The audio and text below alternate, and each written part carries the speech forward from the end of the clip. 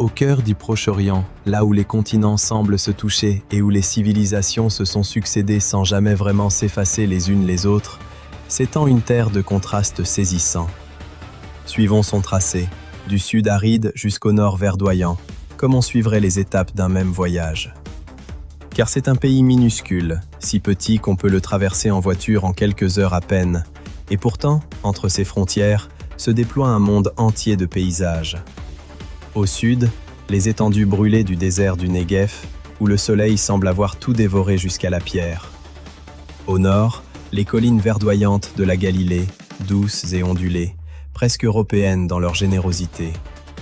Entre les deux, 4000 ans d'histoire pèsent sur chaque pierre des villes anciennes, gravées dans la matière même de leur identité. Et pourtant, ce même territoire vit dans une urgence perpétuelle, tournée vers l'avenir, foyer d'innovation technologique et d'une société qui avance à une cadence presque fébrile. C'est Israël. Un pays où des lieux saints, vénérés par 3 grandes religions du monde, se trouvent à quelques minutes seulement de campus technologiques étincelants. Un endroit où les traditions ancestrales ne sont pas des vestiges figés dans le passé, mais une vie qui palpite au rythme du quotidien, coexistant avec une culture laïque et cosmopolite. Comprendre la vie ici, c'est comprendre ce dialogue permanent entre l'ancien et le moderne, le sacré et le profane, le poids de l'histoire et l'appel de l'avenir. Ce n'est pas un récit de gros titres ni de conflits. C'est l'histoire discrète du quotidien de ceux qui appellent cette terre complexe et fascinante leur maison. Voici le récit de la vie ordinaire en Israël, un voyage à travers ses lieux, ses matins, ses tables et ses silences. Le rythme des journées commence souvent bien avant le lever du soleil, et il change de visage selon l'endroit où l'on se trouve. Commençons notre route par Jérusalem, la ville ancienne, où le matin s'installe avec un recueillement presque palpable. Les premiers rayons de lumière viennent caresser une pierre qui a vu défiler des millénaires d'histoire. Le jour peut naître au son de l'appel à la prière musulman, résonnant depuis un minaret, ou du tintement des cloches d'une église, ou encore du murmure discret d'une prière juive. Ici, la routine matinale semble suspendue hors du temps. Marcher dans les ruelles étroites et sinueuses de la vieille ville, c'est découvrir un monde qui s'éveille exactement comme il le fait depuis des siècles. Les commerçants relèvent les rideaux de fer de leurs échoppes et l'air se charge peu à peu du parfum du pain tout juste sorti du four et d'un café corsé parfumé à la cardamome. Poursuivons la route, à peine 1 heure vers l'ouest, et pourtant c'est un tout autre monde qui s'ouvre à nous. Tel Aviv s'éveille avec une énergie complètement différente. C'est le cœur moderne et laïque d'Israël, une ville qui vit et respire au bord de la Méditerranée. Ici, le matin est actif, tourné vers l'extérieur. La promenade du bord de mer, la taillellette, est déjà envahie de coureurs, de cyclistes, de promeneurs de chiens. Dans les cafés qui bordent les boulevards, l'agitation est constante. Les habitants viennent chercher un espresso et une viennoiserie avant de filer au travail. L'atmosphère y est décontractée, vibrante. La journée ne commence pas dans le recueillement, mais dans le vacarme joyeux de la circulation, des bavardages et du doux ressac rythmé des vagues qui viennent mourir sur le sable. Que ce soit une paisible bourgade du désert, un village fondé sur l'agriculture collective, ce qu'on appelle un kibbutz, ou une métropole trépidante, la communauté demeure le socle sur lequel repose la société israélienne. Dans les quartiers résidentiels, les liens sont souvent si étroits que la frontière entre vie privée et vie publique s'estompe presque entièrement. La vie de rue y est intense, essentielle. Le quotidien de la communauté se joue sur les trottoirs, dans les petits parcs, sur les marchés à ciel ouvert que l'on appelle chouk. On ne vient pas là seulement pour faire ses courses. On s'y retrouve, on y discute, on y débat de politique avec passion, on y échange des nouvelles de la famille. La famille, justement, est la pierre angulaire absolue de cette culture. Plusieurs générations vivent souvent dans une même ville, et les réunions familiales, fréquentes et bruyantes, occupent une place centrale dans la vie sociale. Ce sens profond de la communauté et de la famille offre un filet de sécurité solidement ancré, une forme de stabilité dans une région où, bien souvent, rien n'est jamais tout à fait tranquille. On pourrait presque se demander si, ailleurs dans le monde, où les familles se dispersent et se voient si peu, on n'a pas perdu quelque chose que l'on retrouve encore ici, intact. Parler d'une identité israélienne unique reviendrait à ignorer la mosaïque riche, complexe et parfois tendue des cultures qui composent la nation. L'identité du pays plonge ses racines dans l'héritage juif, dans un lien avec cette terre qui remonte à des millénaires. Cet héritage n'est pas figé dans les musées, c'est une part vivante, respirante du présent. L'hébreu, ressuscité après 2000 ans de silence, est aujourd'hui la langue vivante des rues, des affaires, de l'art. Le rythme de la semaine est rythmé par le calendrier juif et culmine avec le Shabbat, ce jour de repos qui débute au coucher du soleil, le vendredi. À mesure que l'après-midi du vendredi avance, le pays tout entier change de visage. Le tempo effréné de la semaine ralentit, puis s'apaise. À Jérusalem et dans les quartiers religieux, la vie s'arrête presque complètement. Les commerces baissent le rideau, les transports en commun cessent de circuler et un silence profond s'installe, tandis que les familles se rassemblent pour le traditionnel dîner du vendredi soir. Mais Israël n'est pas un bloc uniforme. C'est une société multiculturelle où de nombreuses communautés vivent côte à côte. La communauté arabo-israélienne, musulmane et chrétienne à la fois, représente plus de 20% de la population. Elle fait partie intégrante de la culture nationale et la langue arabe, ses traditions, sa musique y occupent une place large et visible. Dans des villes comme Nazareth ou Haïfa, la culture arabe s'exprime avec éclat, dans la cuisine, dans la musique, dans le tissu même de la vie communautaire. Les Druzes, une communauté religieuse arabophone unique en son genre, vivent dans des villages nichés dans le nord, en Galilée et sur le mont Carmel, préservant jalousement leurs traditions propres et un sens aigu de la solidarité communautaire. Cette diversité est une source de richesse culturelle indéniable, mais elle porte aussi en elle des tensions constantes autour de la coexistence et de l'intégration. L'histoire ici n'est jamais un sujet lointain que l'on étudie dans les livres. C'est une force puissante et tangible qui a façonné l'identité de chaque communauté. La mémoire collective des triomphes, des tragédies, des récits religieux ancestraux façonne la vision du monde des Israéliens à travers toutes les couches de la société. Vivre ici, c'est apprendre à naviguer dans un monde où l'histoire ancienne et l'identité contemporaine restent en dialogue permanent, façonnant le présent et dessinant l'avenir. Continuons notre route vers un autre visage du pays, celui de l'innovation. Aux côtés de son histoire millénaire, Israël a bâti l'une des économies les plus dynamiques et les plus innovantes du monde. Le pays est mondialement connu pour son secteur de haute technologie, que l'on surnomme parfois la Silicon Valley du Proche-Orient. Cet écosystème de start-up, de fonds de capital risque et de centres de recherche multinationaux se concentre principalement sur la plaine côtière, autour de Tel Aviv. Ce secteur se distingue par une atmosphère informelle, vibrante, portée par un esprit d'innovation sans relâche.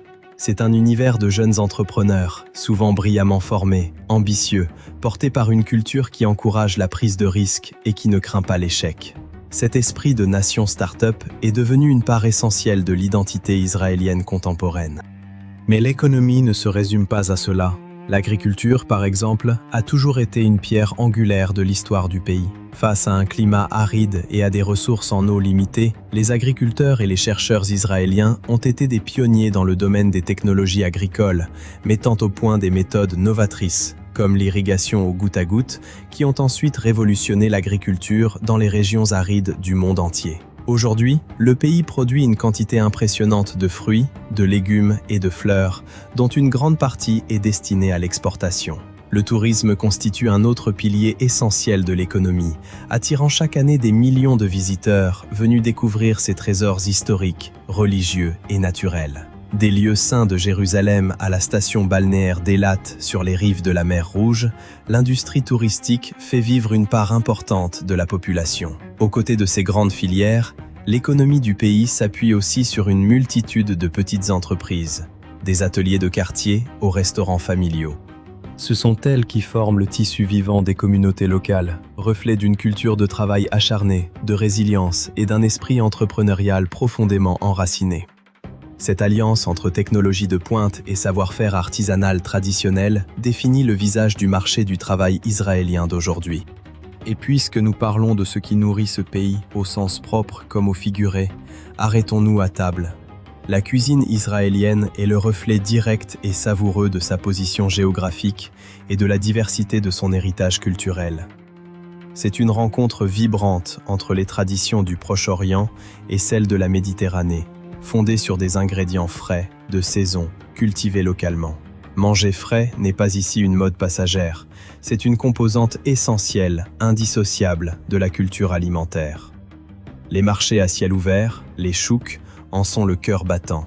Des lieux comme le marché Mahane Yehuda à Jérusalem ou le marché Carmel à Tel Aviv sont une véritable fête pour les sens. Un tourbillon de couleurs, de sons et de parfums, où les étals débordent d'olives brillantes, d'épices odorantes, de fruits et légumes fraîchement cueillis, de fromages artisanaux et de pain tout juste sorti du four. Le régime quotidien est riche en légumes. Les salades ne sont jamais un simple accompagnement. Elles font partie intégrante de presque chaque repas, la plus connue étant cette salade israélienne, finement hachée, de tomates, de concombres et d'oignons. Le pain, lui, est indispensable. Qu'il s'agisse de la modeste pita, parfaite pour saisir une bouchée de houmous, ou de la houppe tressée du challah, plat central du dîner du Shabbat.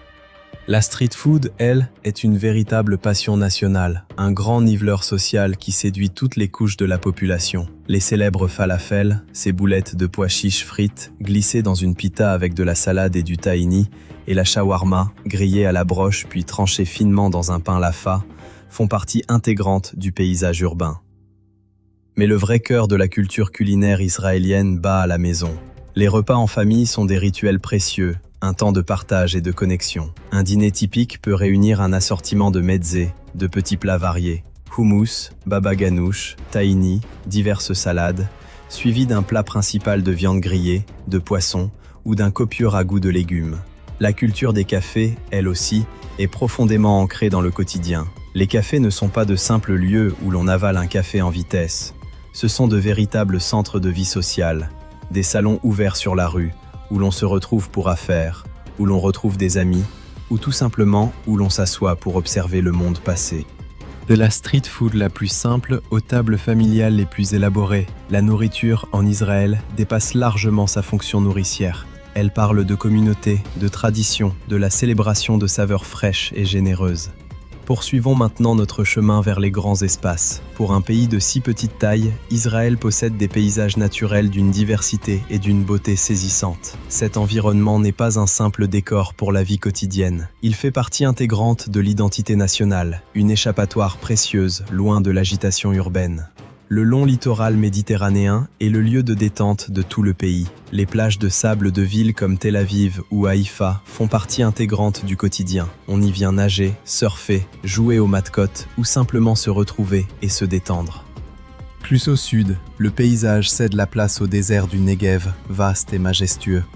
C'est un monde de beauté âpre et silencieuse, de cratères impressionnants, d'oasis cachées et de formations rocheuses millénaires.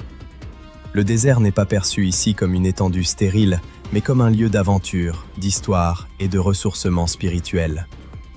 Plus loin encore vers l'est, se trouve l'une des merveilles naturelles les plus singulières au monde, la mer Morte. Située au point le plus bas de la surface terrestre, ses eaux incroyablement salées et riches en minéraux offrent une expérience presque surréaliste, permettant à quiconque s'y aventure de flotter sans le moindre effort. Ici, la culture de la randonnée est profondément enracinée. La marche, que l'on appelle tioul, est un loisir national, pratiqué par les Israéliens de tous âges. Le week-end et les jours fériés, les nombreux parcs nationaux et réserves naturelles du pays se remplissent de familles et de groupes d'amis. Des sentiers bien balisés, comme le sentier national israélien, qui traverse tout le pays du nord au sud, sillonnent le paysage, passant par les forêts denses de Galilée, longeant des rivières chargées d'histoire, jusque dans des canyons désertiques reculés. Cet amour de la nature, ce besoin de rester connecté à la terre, est un aspect puissant et rassembleur de l'expérience israélienne, une façon d'apprécier la beauté profonde et variée de ce petit coin de monde auquel on tient tant. Et l'on se surprend à se demander si, dans nos vies souvent trop urbaines, nous n'avons pas nous aussi besoin de retrouver ce lien simple avec la terre. L'énergie de l'Israël contemporain se révèle sans doute le plus clairement dans son mouvement perpétuel. Le pays est relié par une infrastructure développée, en expansion constante, qui soutient le rythme rapide de la vie quotidienne. Dans la région centrale, densément peuplée, les routes sont souvent saturées par le trafic des trajets domicile-travail. Pour de nombreuses familles, la voiture reste indispensable, mais le réseau de transport en commun est vaste et largement utilisé. Un réseau de trains moderne et confortable relie les grandes villes, offrant un moyen rapide et efficace de circuler entre Jérusalem, Tel Aviv, Haïfa et le sud du pays. Le réseau de bus constitue l'ossature du système de transport national. Ces autobus verts, à la silhouette arrondie presque familière, sillonnent aussi bien les autoroutes que les rues des villes, desservant jusqu'aux localités les plus reculées. Les gares routières centrales des grandes villes sont de véritables ruches d'activité, des carrefours complexes et animés qui reflètent le mouvement incessant de la population. Cette infrastructure est en développement continu. De nouvelles autoroutes se construisent, des lignes ferroviaires s'étendent et des villes comme Tel Aviv se dotent d'un nouveau système de tramway léger pour désengorger la circulation urbaine. L'aéroport international Ben Gourion, situé non loin de Tel Aviv, est la principale porte d'entrée internationale du pays, un hub moderne et efficace qui relie Israël au reste du monde. Ce développement et ce mouvement constant témoignent d'une volonté nationale de croissance et de modernisation. Il reflète une société qui ne s'arrête jamais, qui construit, relie et avance sans cesse, cherchant à dépasser les distances et les contraintes géographiques imposées par son étroitesse territoriale. Pour les jeunes en Israël, grandir signifie emprunter un chemin qui diffère profondément de celui de bien de leur père ailleurs dans le monde. Le système éducatif occupe une place prioritaire, avec un accent marqué sur l'excellence académique, dans les sciences, les mathématiques, comme dans les disciplines humanistes. Mais une fois le lycée achevé, leur parcours bifurque radicalement. Pour la majorité des jeunes juifs israéliens, le service militaire constitue une expérience obligatoire et fondatrice. Les hommes servent près de 3 ans au sein de Tsahal, l'armée de défense d'Israël, les femmes environ 2 ans. Cette période de service marque un véritable rite de passage. C'est un moment où des jeunes issus de milieux sociaux, économiques et religieux radicalement différents se retrouvent côte à côte, forgeant des liens solides, développant des qualités de leadership, de discipline et de responsabilité. C'est une expérience qui instille un sentiment puissant d'identité nationale et de destin partagé, et qui façonne leur regard sur le monde bien longtemps après la fin du service. Après l'armée, nombreux sont les jeunes Israéliens qui partent pour un long voyage à l'étranger, histoire de souffler, de découvrir le monde, avant d'entamer l'étape suivante de leur vie. Les études supérieures demeurent un objectif largement partagé, et les universités du pays jouissent d'une reconnaissance internationale en tant que centre de recherche et d'enseignement. La culture de la jeunesse y est vibrante, plurielle. Dans les villes laïques comme Tel Aviv, c'est un univers de musique, d'art et de vie nocturne effervescente. Les jeunes y sont connectés au monde, ambitieux, tournés vers leur carrière. Ils affrontent les défis universels de leur génération, mais avec une couche supplémentaire de complexité. Jongler entre l'attrait d'un monde globalisé et moderne et les traditions profondément enracinées de leur culture, tout en tentant de se construire un avenir dans un pays où le poids du passé et l'incertitude du présent ne sont jamais bien loin. On pourrait se demander comment on grandirait soi-même, dans un pays où l'on doit choisir, si jeune, entre ces deux mondes qui tirent chacun de leur côté. Le rythme de la vie en Israël change radicalement avec le coucher du soleil. La journée est marquée par le travail, l'énergie, une activité intense. Les rues des villes résonnent des bruits du commerce et de la circulation. Les marchés sont à leur apogée, tourbillons de marchands qui hèlent et d'acheteurs déterminés. Sur les lieux de travail, des bureaux aux chantiers, l'intensité est forte. La journée est productive, concentrée, résolument tournée vers l'extérieur, à l'image d'une société bâtie sur le travail acharné et la quête de progrès.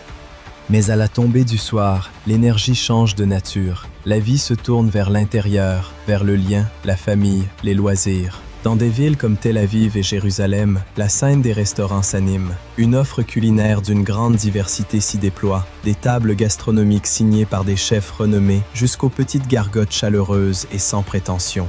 La culture du restaurant y est bien ancrée. C'est l'occasion de se retrouver, de souffler après une longue journée. À Tel Aviv, la nuit se poursuit dans une profusion de bars, de clubs et de salles de musique qui restent ouverts jusqu'aux petites heures. Mais pour beaucoup, cette soirée reste avant tout un moment plus calme, plus domestique. Le rituel du soir le plus répandu, le plus cher au cœur, demeure le dîner en famille, à la maison. Avec la nuit qui tombe, les lumières des quartiers résidentiels s'allument d'une lueur chaleureuse, signalant le retour collectif vers le confort et la sécurité du foyer. Les rues de ces quartiers s'apaisent, et le silence n'est plus troublé que par des murmures de conversation s'échappant des fenêtres ouvertes ou par les rires des enfants qui jouent encore dehors. Ce contraste nocturne entre l'énergie débridée de la vie sociale et le refuge tranquille de la vie de famille révèle la nature double d'une société qui sait honorer à la fois l'intensité des échanges collectifs et la profondeur réparatrice des liens du foyer. Mais raconter le quotidien israélien sans évoquer les difficultés qui l'accompagnent, ce serait ne raconter que la moitié de l'histoire. C'est un pays où la réalité géopolitique s'impose constamment, inévitablement, dans la vie de ses citoyens. Le conflit régional qui perdure, la situation politique complexe, font de la sécurité une composante intrinsèque du quotidien. Cela se traduit par la présence de soldats dans les lieux publics, par des contrôles de sécurité à l'entrée des centres commerciaux et des bâtiments publics, et par une conscience collective toujours à l'affût de l'actualité.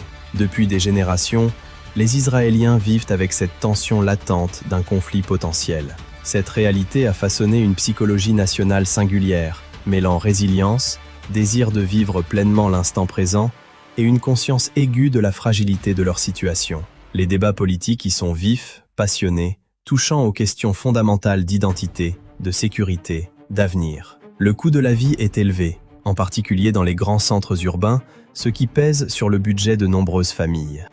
Il existe aussi des écarts sociaux et économiques significatifs entre les différentes strates de la population, source de tensions internes que le pays continue d'affronter sans répit. Vivre sur ce territoire historiquement disputé signifie composer en permanence avec une réalité souvent complexe, parfois incertaine. Ces défis ne sont pas des questions politiques abstraites, ils s'inscrivent dans la trame même du quotidien, façonnant les décisions, les conversations, la vision du monde de chacun de ceux qui vivent ici. On peut se demander, en observant tout cela de loin, ce que l'on ferait soi-même à leur place, rester, envers et contre tout, ou chercher ailleurs une vie plus tranquille. Face à ces défis, indéniables, une question s'impose. Pourquoi tant de gens choisissent-ils cette terre pour y construire leur vie? Les réponses sont profondément personnelles, mais elles s'articulent souvent autour d'un ensemble de forces puissantes, impalpables, partagées par beaucoup. Pour nombre d'entre eux, en particulier les Juifs israéliens, il existe un lien indéfectible avec cette terre, un sentiment de retour vers une patrie ancestrale, vieille de plusieurs millénaires. C'est un sentiment profond d'appartenance à une histoire longue et continue, une forme d'ancrage historique et spirituel qu'aucun autre lieu au monde ne saurait offrir. Il reste aussi pour les liens forts, indéfectibles, de la famille et de la communauté. Dans un monde qui semble de plus en plus fragmenté, la société israélienne offre un sentiment profond d'identité collective et de solidarité mutuelle. C'est ce sentiment d'appartenir à un lieu où l'on partage un destin commun, où le bien-être de chacun est intimement lié à celui de tous. Il reste pour une certaine qualité de vie qui ne se mesure pas aux gros titres des journaux, mais à la chaleur des relations humaines, à l'éclat de la culture, aux petits moments simples de joie qui rythment le quotidien. Il reste pour ce sentiment d'appartenir à un projet plus vaste, dynamique et continu, celui de bâtir une nation moderne sur une terre ancienne. C'est une vie vécue avec intensité et sens, une vie rarement paisible ou simple, mais toujours profondément habitée. C'est ce sentiment que les racines plongent profondément dans le sol, ce lien à un lieu qui représente bien plus qu'un simple pays. Pour eux, sans le moindre doute, c'est chez eux. La vie en Israël se déploie à la croisée de l'ancien et du nouveau. C'est un lieu façonné par l'écho des prières et le bourdonnement de l'innovation, par le rythme des traditions millénaires et le tempo implacable de la modernité. C'est une terre d'une beauté incroyable et d'une complexité tout aussi vertigineuse, où le poids du passé accompagne, sans relâche, une société qui garde toujours les yeux tournés vers l'avenir. Ici, le quotidien n'est jamais un récit simple, mais une tapisserie riche et complexe, tissée de fils de foi, de culture, de famille et de résilience. C'est le témoignage de cette capacité proprement humaine à faire naître un présent vibrant, vivant, sur une terre qui garde en elle la mémoire de plusieurs millénaires. Dans les instants tranquilles du quotidien, autour d'une table partagée, au cœur d'un marché bruyant ou face à un coucher de soleil paisible, on peut sentir battre, intact, l'esprit indestructible d'un peuple qui mène une vie résolument moderne dans une maison ancienne et profondément aimée.